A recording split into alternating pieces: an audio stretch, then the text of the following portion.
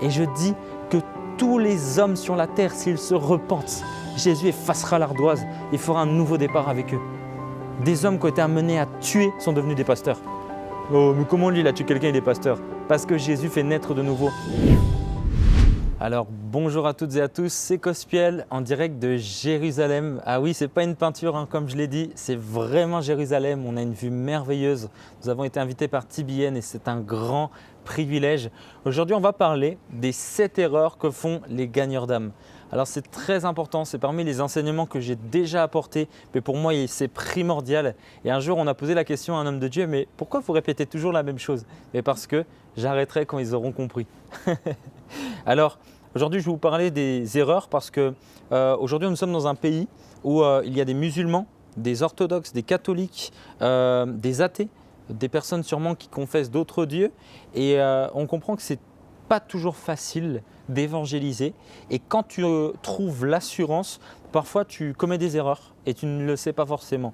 Alors avant d'être pasteur, je suis un évangéliste, un gagneur d'âme. Je suis en fonction pastorale actuellement à la Compassion Paris, mais le ministère que Dieu m'a confié, c'est pourquoi il m'a appelé, je sens que c'est un ministère d'évangélisation pour gagner les âmes. Je sens toujours que si quelqu'un me dit je suis prêt à accepter Jésus, oh là je sens vraiment l'appel, je sens quelque chose de fort vis-à-vis de ça. J'ai été amené à voyager dans beaucoup de pays et c'est important que vous puissiez le savoir parce que j'ai été face à des témoins de Jéhovah, j'étais face à des musulmans, j'étais dans des pays musulmans tels que le Maroc, le Sénégal, également dans des pays où ils sont chrétiens, par exemple tels que le Congo et beaucoup d'autres pays où tu réalises que il n'y a pas toujours la même manière d'apporter l'évangile. Paul dira, je me fais juif avec les juifs et grec avec les grecs. Et il faut être sage avec les sages, intelligent avec les intelligents, les intellects. Et c'est important quand tu es amené à évangéliser une célébrité, de quelle manière tu le fais. Et il y a plein de petites choses, comment tu évangélises un footballeur, comment tu évangélises un sans domicile. Et Jésus a déjà parlé de toutes ces choses dans Matthieu où il dira que j'ai eu soif, vous ne m'avez pas donné à boire, j'ai été vêtu, vous ne m'avez pas couvert. Et les disciples diront mais à quel moment tu as eu soif? On s'occupe tellement de toi Jésus. Et Jésus dira mais chaque fois que vous méprisez un de mes petits, c'est à moi que vous l'avez fait. Alors ce qui est hyper important, c'est aujourd'hui qu'on puisse identifier, avant même de parler des erreurs, qu'est-ce que Dieu attend de nous?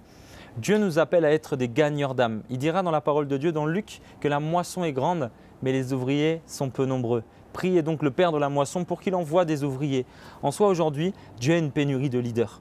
Il y a une fausse pensée qui dira que Dieu appelle qu'une élite. Une élite, c'est Dieu a appelé tel homme de Dieu et tel homme de Dieu. Moi, je suis simplement un chrétien. C'est totalement faux.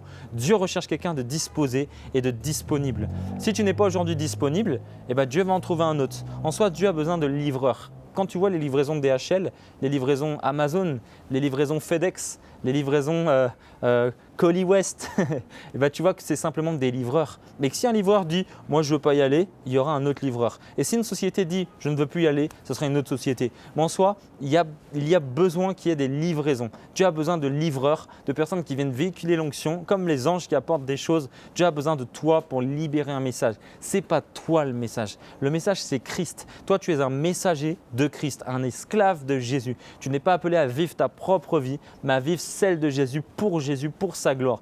Quand tu commences une journée, tu dois dire « mais de quelle manière je dois évangéliser ?» Tu dois aussi prier et dire à Dieu « aujourd'hui, peux-tu me donner une âme ?» Parce que dans l'évangélisation, tout se joue dans l'intercession. Je dirais que l'évangélisation, c'est même le tapis rouge l'intercession, c'est le tapis rouge de l'évangélisation. L'intercession, c'est le tapis, c'est là où on y va. C'est sur ça qu'on marche. On marche sur l'intercession. Tout se joue en prière. Quand on regarde le réveil d'Azusa Street, on ne parle pas assez d'un homme qui s'appelait Franck et qui intercédait pour ce réveil. Dans toute l'histoire du réveil, il y a des intercesseurs. Dans toute l'histoire du réveil, il y a des hommes qui ont prié. D'ailleurs, à Azusa, ils ont commencé un jeûne, ils ont prié et le Saint-Esprit est descendu sur un Irlandais à Azusa. Et c'est ça qui est incroyable. Alors, quand on parle un petit peu des 7 erreurs, je vais vous parler aujourd'hui de la première erreur que je vois énormément, c'est quand tu pars évangéliser et que tu condamnes les gens plutôt que de laisser le Saint-Esprit les convaincre. Tu arrives face à un musulman et tu lui dis « ouais, tu iras en enfer ». Tu vas gagner qui de cette manière? Ouais, non, tu iras en enfer, tu ne seras pas sauvé, nous on a la vie éternelle, on a reçu Jésus et toi tu iras en enfer. Mais c'est quelle évangélisation ça? Ça, c'est de venir se vanter de moi j'ai la vérité, toi tu n'as rien. Mais ce n'est pas de cette manière que tu gagneras des âmes. Peut-être certains, Dieu te conduira à leur dire que tu n'as pas la vie éternelle. Moi, je l'ai reçu et ce que j'ai, je te le donne et tu transmets. Mais ça peut être à certains moments radical où des fois tu dois vraiment crier sur la personne avec une sainte colère. C'est possible, mais ce n'est pas le standard. Le standard de Dieu, le standard divin, c'est l'amour. Et le standard divin, c'est la douceur. Matthieu 5,5. Heureux les doux car ils gagneront le monde. Imagine un évangéliste, mets-toi dans la place de quelqu'un qui n'a pas Christ. Imagine un évangéliste qui arrive et qui dit « tu vas aller en enfer ». Et si tu n'acceptes pas Jésus, tu iras en enfer. Alors de 1, ça fait peur. De 2, ça n'encourage pas. De 2, ça ne valorise pas. De 3, ça ne valorise pas. Et de 4, il n'y a pas de solution dans ce que tu me dis. Oh, vous irez tous en enfer si vous ne recevez pas Jésus. Ça fait peur, même si c'est l'évangile. Il y a des manières de le faire.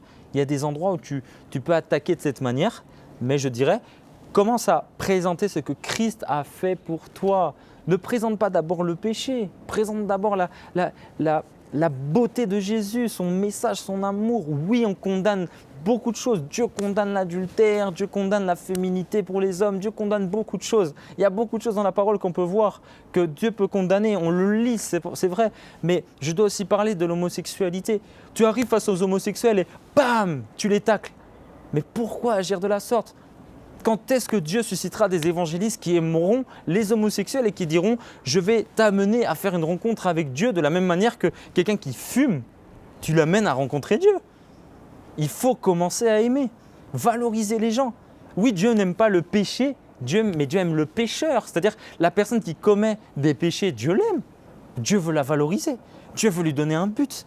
Tu peux lui expliquer à la personne quelle est sa valeur, ce que Dieu veut faire d'elle. Moi, j'ai rencontré quelqu'un, même qui est très proche de moi, qui était en couple avec un homme marié. C'est-à-dire que toi, tu es en couple, donc la personne est mariée, donc tu es une maîtresse.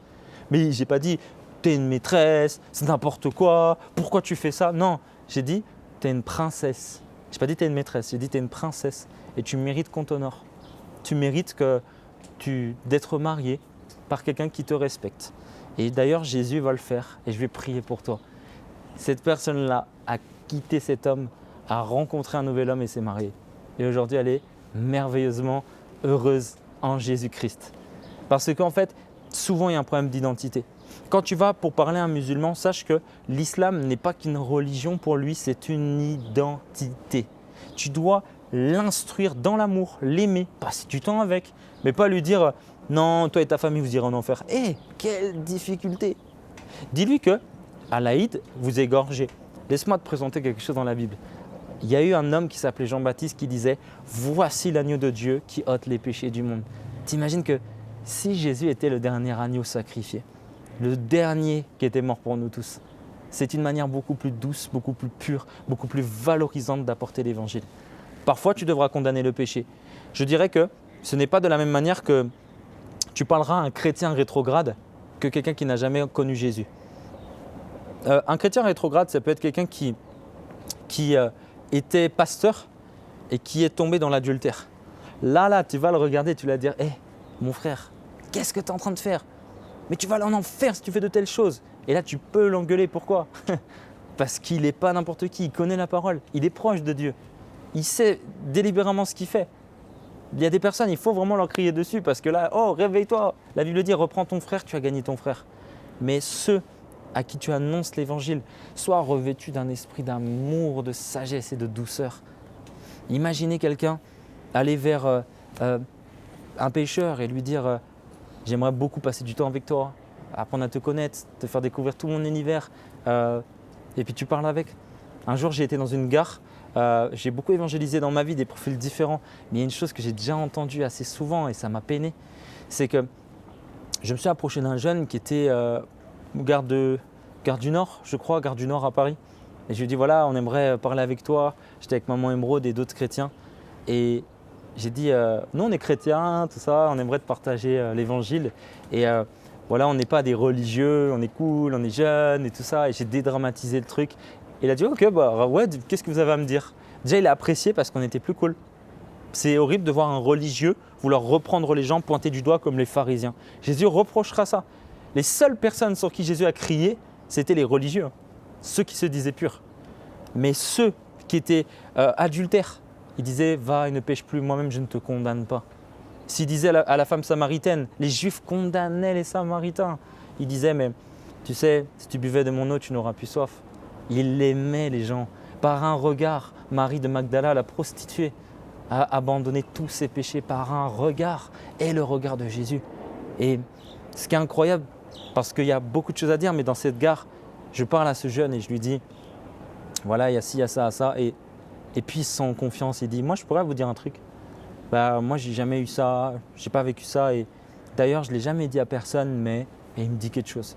Là, à ce moment-là, j'ai oublié, mais au moment où il me le dit, je me dis mais comment tu as peut-être 25 ans et tu n'as jamais dit ça à personne? C'est-à-dire que durant toute sa vie, il n'a jamais trouvé une personne pour l'écouter. C'est grave. Il a des amis, il a de la famille, et il parle à un inconnu dans la rue qu'il connaît depuis 3 minutes.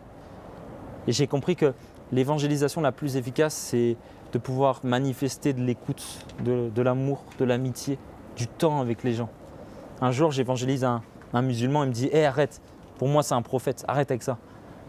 Je dis « Ok, pas de souci, mais en tout cas, ça n'empêche pas qu'on passe un temps ensemble. On avait passé du temps ensemble, tout ça. Et c'était quelqu'un qui était sans domicile, un jeune comme moi. Et je lui dis, tiens, prends mon blouson. Tu as envie mon blouson? Je dis, allez, je te le laisse. Et puis, il a dit, mais par contre, arrête de me parler de Jésus, quoi. Ça me fatigue, ça l'énervait. Je dis, il n'y a pas de souci. Mais en tout cas, on peut toujours rester en contact. Parce que moi, je l'aime, en fait, au final. Souvent, tu tombes dans cet extrême de n'aimer que les chrétiens. Mais aime les gens qui refusent même le message. Aime-les. Je refuse d'être chrétien, mais je t'aime encore. Je t'aimerai encore même si tu dis ça. Et puis tu passes du temps avec et un jour je le revois. Je le recroise dans une gare et il me dit tu vas pas me croire. Là je lui dis qu'est-ce qui s'est passé? Il dit quelqu'un comme toi est venu de me parler de Jésus. Je crois que c'est un signe. Je peux t'accompagner à l'église. On est parti à l'église. Il a reçu Jésus. Après je passe dans la gare parce qu'il n'avait pas de téléphone à l'époque. Je passe dans la gare, je ne trouve plus. Et je dis il est où Adama? Je parle aux autres gens et ils disent Adama, maintenant il est dans un appartement et il a réussi. Et moi je crois qu'aujourd'hui, même si je n'ai pas son contact, il n'avait pas de réseaux sociaux, pas de téléphone, mais je crois qu'il avait reçu Jésus et Jésus l'a fait sortir de la rue. Et ça c'est beau, c'est une belle histoire. Si je l'avais condamné, cette histoire elle n'existerait pas. Donc c'est dans Jean 3, 17, la Bible dira « Dieu n'a pas envoyé son Fils pour condamner le monde, mais pour qu'il soit sauvé par lui. Ne condamne pas, mais sauve. » Deuxièmement, ne pas critiquer et se moquer des croyances des gens et des doctrines des gens, mais respecter. La Bible dit, psaume 1.1, « Heureux l'homme qui ne marche pas selon le conseil des méchants, qui ne s'arrête pas sur la voie des pécheurs et qui ne s'assit pas en compagnie des moqueurs. » Parfois, quelqu'un va te dire, nous prions Sainte Rita, la sainte des désespérés. Et toi, tu pouffes de rire, tu rigoles, tu te moques, tu es avec tes amis évangéliques et tu rigoles. Regarde, elle prie des morts. Tu sais que tu pêches, tu te moques d'elle, tu pêches. Même si sa croyance est fausse. Ah, regarde là, ils font ça. Ils pensent vraiment que. Ah là, et tu rigoles. La personne a la honte. Tu vas faire pleurer la personne plutôt que de la gagner. Des fois, tu rigoles des hérésies, de ce que font les gens. Mais moi, je trouve pas ça drôle. Tu peux rigoler avec la personne, mais pas rigoler de la personne. Tu rigoles avec, mais pas de. Moi, je sais qu'un jour, j'ai dit quelque chose dans un talk show. Après, j'ai plus été convaincu de ce que j'avais dit parce que j'avais trop poussé la blague. Mais des fois, tu pousses tellement la blague que tu méprises les gens. Arrêtez d'être trop blagueur. Blaguer, ça est drôle, mais ne soyez pas dans la calomnie et la critique. Parce que parfois, tu vas être là, ouais, mais regarde, nous, on est chrétiens, mais les musulmans, ça, c'est n'importe quoi, nanana. Et j'aimerais te dire, ne dis pas c'est n'importe quoi. Dis que pour moi, ce n'est pas biblique. Pour moi, ce n'est pas la terminologie concernant le salut. Pour moi, ce n'est pas ce que Jésus a prévu. Mais je sais que Jésus les aime. Jésus a un plan pour eux. Je prie pour eux. Je prie pour le peuple musulman. Un jour, un pasteur en Afrique disait quoi? Oh, je vais impacter. Et il faisait des vidéos. Et il commençait à prier pour la France, tout ça. Et Dieu lui dit, arrête de prier pour la France. Arrête de faire des trucs pour la France. Et il dit, mais pourquoi Seigneur? Et Dieu lui dit, parce que commence par aimer les Français. Si tu n'as pas d'amour, tu n'as rien. Aime les personnes que tu évangélises et respecte-les. Tu vas aux Antilles, tu croiseras beaucoup d'adventistes. Mais toi, tu es là, tu es chrétien. Arrête de venir avec supériorité. Tu es chrétien, né de nouveau, tout ça, et tu vois des choses qui ne te plaisent pas. Mais pourquoi condamner directement? Essaye d'aimer et essaye d'arrêter de te critiquer, de critiquer les gens, te moquer des gens. Valorise-les. Un jour, je me suis approché d'une personne qui était dans une hérésie. J'ai dit, tu peux me montrer dans la Bible un peu, j'aimerais apprendre avec toi, je suis intéressé. Et la personne, on a lu la Bible ensemble et elle a abandonné ses fausses doctrines. Ayez de l'humilité. 3. Ne pas mendier l'évangile, c'est-à-dire diluer sans parler des vraies choses, mais le prêcher véritablement avec assurance. S'il vous plaît, acceptez Jésus. C'est quelle manière d'évangéliser? Oh, s'il te plaît, il te manque que Jésus. Oh, tu demandes des petites pièces ou tu présentes l'évangile? Tu demandes une pièce pour ton caddie? Ou est-ce que tu demandes une pièce même pour du café? Est-ce que tu demandes une pièce pour acheter un burger? Ou est-ce que tu prêches l'évangile? C'est ça la question. S'il te plaît, accepte Jésus. Mais c'est quelle manière d'évangéliser ça? Oh, si seulement vous acceptiez Jésus. Et tu pleures? Vraiment? C'est de cette manière que Dieu t'appelle à évangéliser? C'est de cette manière que Dieu t'appelle à prêcher? Tu mendies l'évangile et puis même tu dilues. Mais même si tu es dans ces choses, Dieu ne regarde pas à ça. Ah bon? Mais tu dilues complètement l'évangile et tu tues la doctrine en fait.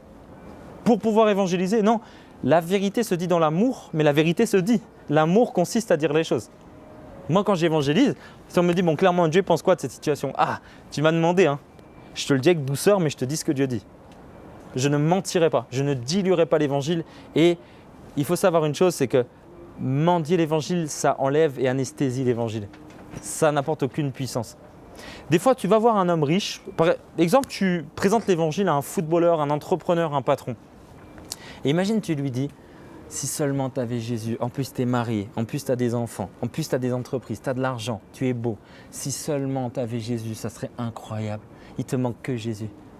Je trouve que c'est une fausse évangélisation. C'est un faux message et je trouve que ça perd toute la beauté de l'évangile. Pourquoi?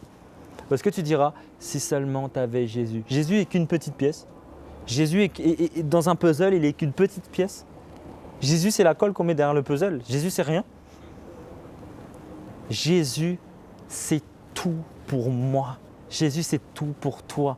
Il faut aller voir ce riche et lui dire, t'as beau avoir des entreprises, t'as beau avoir une femme, t'as beau avoir des enfants, t'as beau être beau. Si tu n'as pas Jésus, tu n'as rien. Tu n'as rien sans Jésus. Tu n'as rien. Ta richesse n'est rien face et comparée à ce que Jésus peut faire pour toi. Tu n'as rien si tu n'as pas Jésus. Tu n'as rien. Tu me dis, moi je joue dans tel club, je suis joueur de foot. Tu n'as rien si tu n'as pas Jésus. Oh, mais toi, est-ce que tu as ce que j'ai? Oui, moi j'ai plus que tu as. J'ai Jésus, la vie éternelle. Si je meurs, je vais au ciel. Toi, tu me diras peut-être, peut-être, peut-être. Pourquoi? On t'a enseigné que peut-être tu seras sauvé dans ta religion. Peut-être tu seras sauvé par tes bonnes œuvres. Je suis venu te dire, tu n'as rien à faire si ce n'est croire en Jésus. Tu n'as rien à faire si ce n'est croire en Jésus. Alléluia. Et c'est incroyable de comprendre que l'évangile ne se mendie pas, il se prêche. Dis aux gens la vérité. Dis-leur que sans Jésus, ils n'ont rien. Dis-leur que sans Jésus, vous n'avez rien. Et ce n'est pas se moquer, ce n'est pas mendier, ce n'est pas être méchant, ce n'est pas condamner, mais c'est dire la vérité. Et il y a tout un équilibre dans l'évangélisation. Jérémie 1,17. Et toi, saint terrain, lève-toi et dis-leur tout ce que je t'ordonnerai. Ne tremble pas en leur présence de peur que je ne te fasse trembler devant eux, dit l'Éternel. N'aie pas peur face à quelqu'un. Oh, tu rencontres une célébrité, tu vas te dire quoi? J'ai rien à lui apporter. Ah bon, t'as rien? Bah, elle a tout pour elle. Elle a tout pour elle. Elle n'a rien si elle n'a pas Christ. C'est toi qui as la vie éternelle. Va lui partager ce que tu as. La personne pleurera devant toi. La personne pleurera devant toi. Il y a Billy Graham qui a porté l'évangile sur France 2 dans une émission de Patrick Poivre d'Arvor. Ils leur ont dit, peux-tu présenter l'évangile en quelques minutes? Regardez cette vidéo, elle est incroyable. Billy Graham n'a pas eu peur que dans le pays de l'architecture, il a cité une parole de Blaise Pascal. Blaise Pascal, inventeur de la calculatrice. Pas l'électronique, mais la première calculatrice. Blaise Pascal, il y a eu un livre qui a été retrouvé post-mortem où il avait écrit dans ce livre tout simplement une mémoire où il disait « Il y a dans le cœur de l'homme un vide que seul Dieu peut combler. » T'imagines? Ça, c'est l'évangile pur. Quatrièmement, j'aurai 7 points aujourd'hui. Ne pas compromettre l'évangile, mais le confronter aux réalités. Apocalypse 22, verset 19. Et si quelqu'un retranche quelque chose des paroles du livre, de cette prophétie, Dieu retranchera, il enlèvera sa part de l'arbre de vie et de la ville sainte, décrit dans ce livre. Quand tu compromets l'évangile, c'est que tu dis « Oh, tu peux continuer à écouter les musiques du monde, c'est pas grave, Dieu regarde à ton cœur et tout ça. » Dieu dit dans Jacques 4, de 3 à 4. Vous demandez mais vous ne recevez pas parce que vous demandez mal dans le but de satisfaire vos besoins, vos passions, adultères que vous êtes. Jacques 4, 4. Adultères que vous êtes. Si un homme aime le monde, il se le fait ennemi de Dieu. La Bible est claire. Si tu es mondain, tu manqueras le ciel. La Bible est claire. Tu écoutes des musiques du monde, tu aimes le monde, tu manqueras le ciel. Pourquoi ? Parce que tu es distrait et tu n'aimes pas Dieu. Il y a quelqu'un qui m'a dit ici, de l'équipe de TBN, que j'ai beaucoup apprécié. Il m'a dit, des fois on me dit, mets Jésus à la première place. Qui a mis Jésus à la première place ? Moi. Eh bien vous avez tous faux. Tous ceux qui ont dit, je mets Jésus à la première place, vous avez tous faux. Parce qu'il n'y a pas de deuxième place. Il n'y a pas de deuxième place. C'est ce qu'il m'a dit. Il n'y a pas de deuxième place. Jésus n'a pas la troisième place. Jésus n'a pas la deuxième place. Jésus n'a pas la première place. Non, non, non. Jésus n'est pas sur un podium. Il est le podium. Jésus n'est pas sur un numéro. Il est le chef de la compétition. Il est la peinture. Il est tout pour toi. Il n'y a rien qui peut être en deuxième place. Moi, j'ai Jésus, mais j'ai aussi ça. Non, non, non, non, non. Il n'y a que Christ. Tout tourne autour de Jésus. Il n'y a que lui, il n'y a que lui, il n'y a que lui, il n'y a que lui. Et il est tout pour toi. Il est tout pour moi. Et je veux le voir. Que Dieu, quand il est dans ton cœur, il voit qu'il n'y a pas de plan B. Il n'y a pas de plan B. Tu gardes des plans B. Tu penses que, oh, bon, si ça ne marche pas au cas où quoi ? Dieu a pris toute la place. Je n'ai qu'une femme, Émeraude. Je n'ai pas de plan B caché là sur WhatsApp. Je n'ai pas de plan B. Mon téléphone n'a pas de code. Pourquoi je n'ai pas de plan B ? Mais toi, il y a un code. Et tu dis, bon, au cas où. Il n'y a pas de au cas où. Que Dieu soit le centre de ta vie et c'est de cette manière que tu dois évangéliser. Dis aux gens que tu n'es pas de plan B. Vraiment, aujourd'hui, il faut prendre des notes. Cinquièmement, ne pas présenter notre Église, mais présenter Christ. Luc 4, verset 18. La Bible dit « L'Esprit du Seigneur est sur moi, car il m'a oint pour annoncer la bonne nouvelle aux aveugles. » Annoncer la bonne nouvelle, pardon. Redonner le recouvrement aux aveugles, pour publier une année de gloire, pour guérir les malades. L'Esprit du Seigneur est sur moi pour l'évangélisation. Et l'évangile, c'est la bonne nouvelle de Christ. Ce n'est pas la bonne nouvelle de ma church, de mon église, de mon temple. C'est pas ça l'évangile. L'évangile, c'est pas présenter mon ministère. L'évangile, c'est pas « Oh, tu veux venir avec nous à l'église dimanche ?» C'est pas ça l'évangile. L'évangile, c'est de prêcher au cœur de la personne, pas à son cerveau, à son cœur. Un jour, je parle à un musulman, un Uber, et je lui dis « Ouais, pour moi, voilà, je suis chrétien, nanana. » Et il me dit « Arrête, pour moi, Jésus, c'est un prophète, arrête de m'en parler. » Ils n'aiment pas entendre parler que Jésus est Dieu. Ils ne comprennent pas. Et là, Dieu me dit ceci « Tu es de cerveau à cerveau, mais parle à son cœur. » Et je lui dis, tu t'appelles comment ? Saïd. Ah, ok. Saïd, j'aimerais te dire que Jésus peut guérir ton cœur. Il peut guérir ta vie. Je prie pour les malades, ils sont guéris. Jésus peut le faire. Il est véritable. Et cela gratuitement. Il m'a invité dans sa famille. J'ai prié pour des musulmans. Ils étaient guéris au point même que chacun m'a invité après dans leur maison.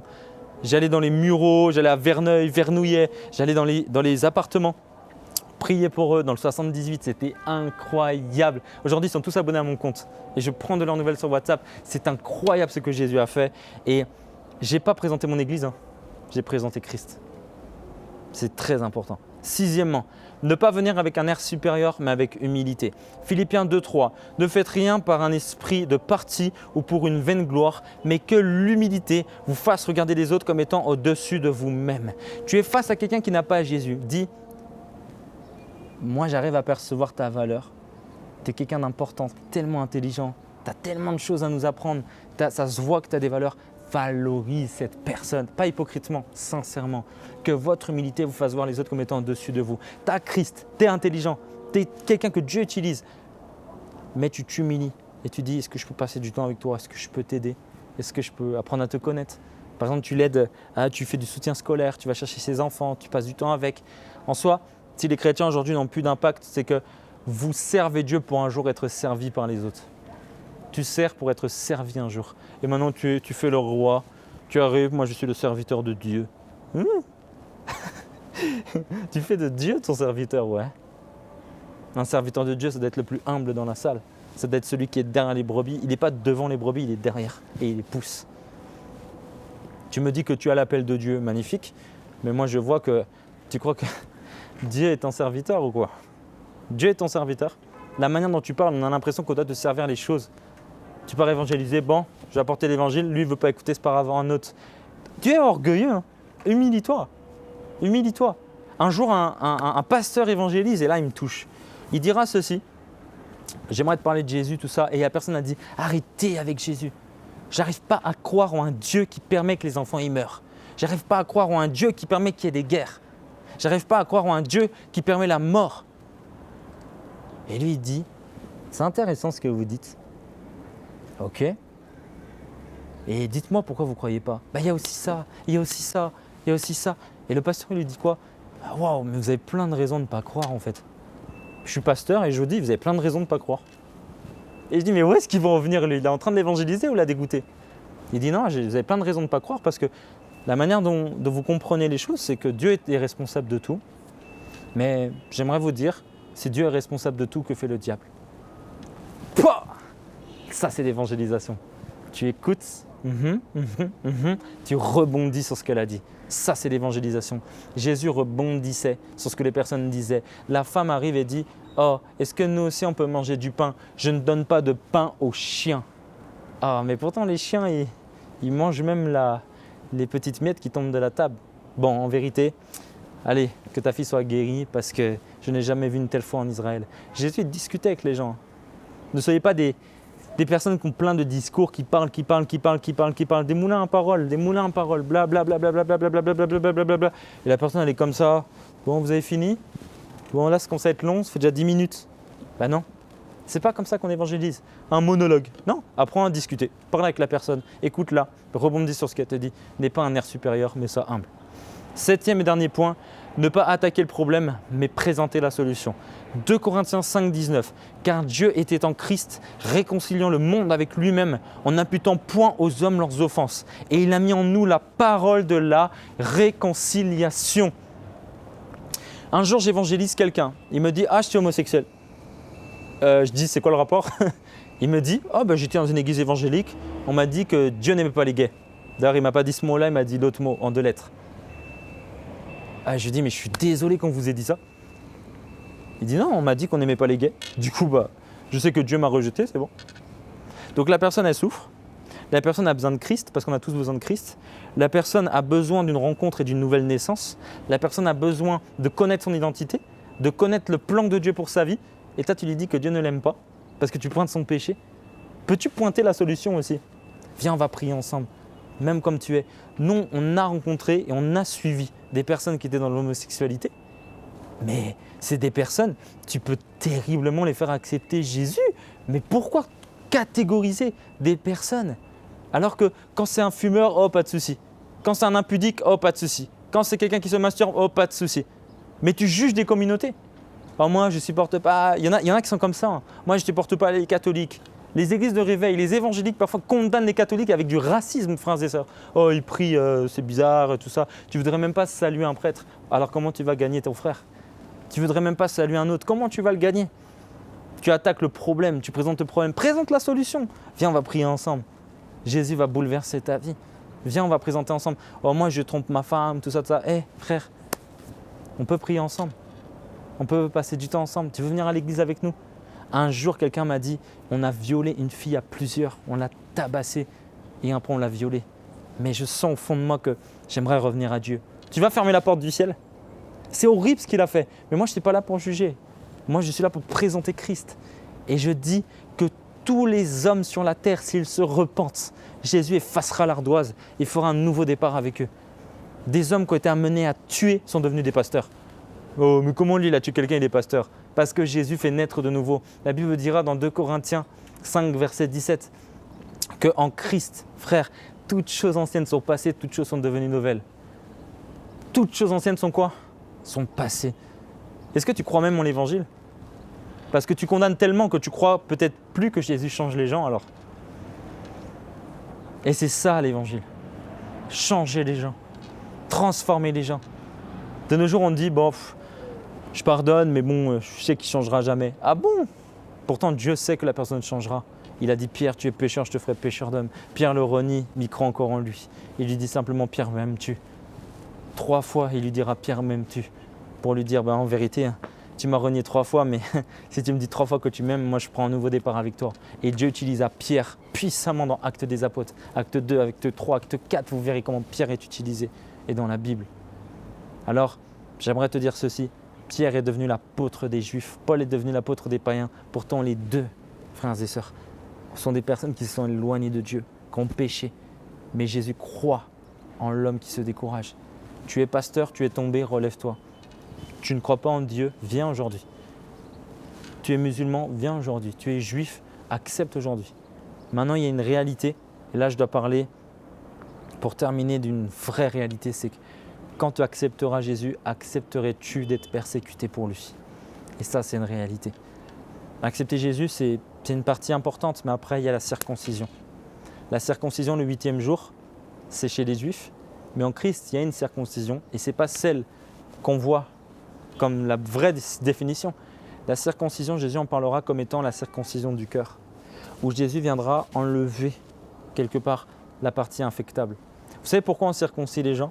Parce que c'est, d'un point de vue médical, c'est également très propre. Il peut y avoir beaucoup de maladies liées à un prépuce. C'est pourquoi quand tu circoncis un homme, ça peut l'exempter de beaucoup de maladies. Ça, c'est vrai.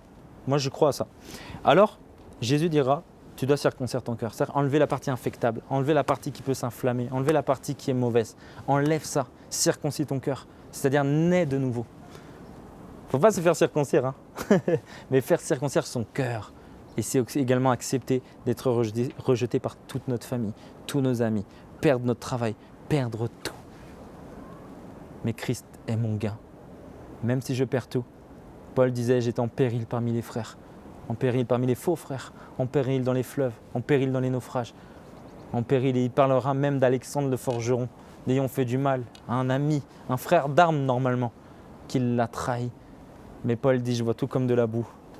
Et puis il finira par dire, la mort m'est un gain. Paul dit, j'ai appris à être nu, j'ai appris à être vêtu. En vérité, tout est de la boue. Maintenant, je suis prêt à rejoindre mon Père Céleste. Et comme l'a dit Billy Graham, un jour vous apprendrez que je suis mort, mais j'ai simplement déménagé dans ma demeure céleste. Accepte de tout perdre, mais n'accepte pas de perdre Jésus. Il est tout pour toi. Garde-le dans ton cœur. Il changera ta vie. Et le jour où tu mourras, tu le rejoindras. Maintenant, il s'offre à toi deux possibilités. Soit de profiter sur terre avec tout ce que tu sais que tu ne dois pas faire. Soit de profiter sur terre et de payer au ciel, c'est-à-dire d'aller en enfer. Soit de payer maintenant et de profiter après. Et le seul prix à payer, c'est d'accepter Jésus et de le laisser faire son œuvre en toi.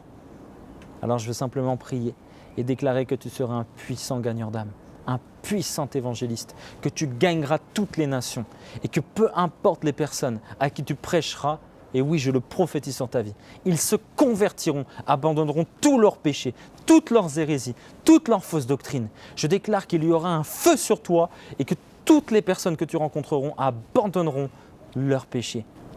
Mais je proclame que tu le feras dans l'amour, que tu le feras guidé par l'Esprit et que tu seras de ceux qui auront le cœur de Dieu.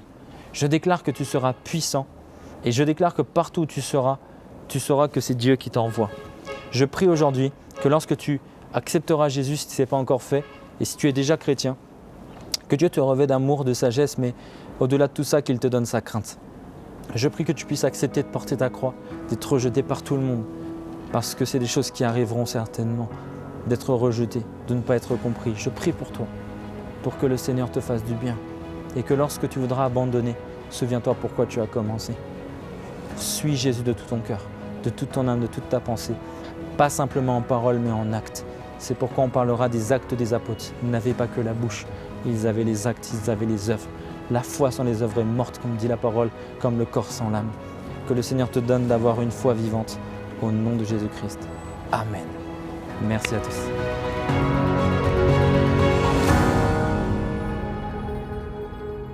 Shalom, j'espère que vous avez aimé cette vidéo. Abonnez-vous pour ne pas rater nos programmes. Merci de faire partie de notre famille TBN. Que Dieu vous bénisse. Shalom de Jérusalem.